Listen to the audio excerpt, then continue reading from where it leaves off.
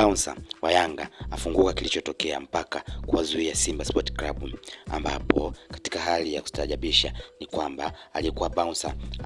wa klabu ya Yanga alimaarufu kama bodyguard ameweza kufunguka mwanzo mwisho kilichotokea mpaka wao kuwazuia Simba Sport Club kufanya mazoezi ya mwisho siku ya Ijumaa kuelekea kwenye mchezo wa dabi ambao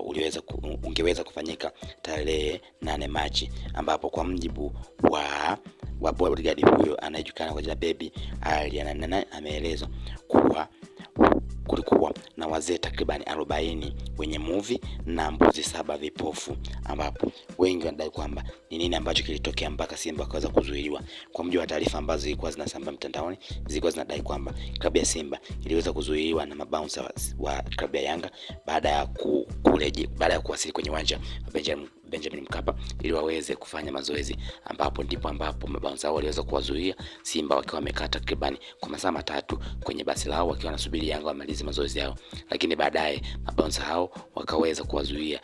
basi la Simba lisiweze kuingia kwenye uwanja ili wafanye mazoezi, na ndipo ambapo Simba wakatoa taarifa ya kudai kwamba wao wamezuiwa na mabouncer wa klabu ya Yanga na hivyo hawawezi kushiriki kwenye huo mchezo na hawatapeleka timu uwanjani, huku timu ya Yanga ikikanusha kudai kwamba waliozuia sio mabouncer wao ila hawaeleweki ni akina nani wamezuia. Lakini wengi wakihoji kwamba ni ule uwanja una viongozi wengi lakini unahusisha watu wengi zaidi, ni walikuwa wapi mpaka hao watu wajitokeze ambao wanadaiwa kwamba ni mabodyguard wa klabu ya Yanga. Na ndipo ambapo klabu ya Simba ilipotoa taarifa ya kudai kwamba hataingiza timu uwanjani. Ni kweli taarifa hiyo ilitolewa kwa kupitia statement ambayo ilikuwa inatembea mtandaoni, na ndipo hapo masaa kadhaa baadaye na Yanga nao wakadai kwamba kama Simba hatapeleka timu uwanjani basi na wao wakipanga tarehe nyingine basi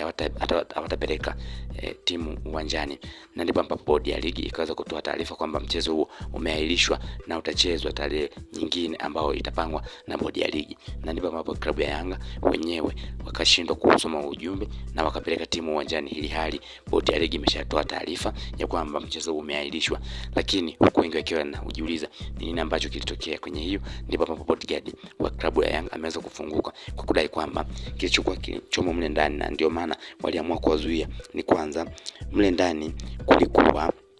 na wazee takribani 40, yani wazee wenye movie, lakini pia kulikuwa na mbuzi kama 7 vipofu ambao walikuwa wanatolewa kafara, ili hali wao walikuwa wanajua kwamba endapo Simba wangeweza kuingia kwenye huo uwanja basi kulikuwa na uwezekano mchezo ungechezeka, basi Yanga angefungwa goli 3 kwa mjibu wa maelezo ambayo naeleza kwamba ulitolewa na mtaalamu wao. Na ndio maana waliweza kuwazuia klabu ya Simba wasiweze kuingia ili wasione kinachoendelea kwenye huo uwanja, na ndipo